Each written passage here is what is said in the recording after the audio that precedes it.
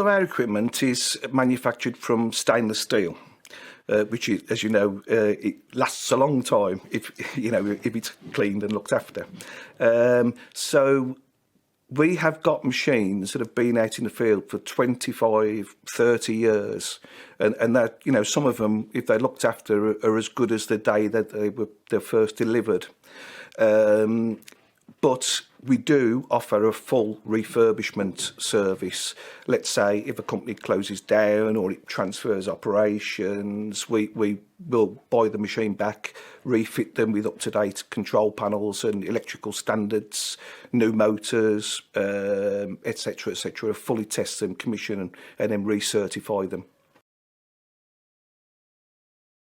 Well, every time we do a refurbishment, rather than a machine potentially being scrapped or sold on without our knowledge, one, it gives us a renewable customer contact. It keeps one of our many thousands of machines in the field functional, which creates spare service revenue and, of course, repeat business. We actually get a lot of business, new orders, especially in the UK, from repeat business.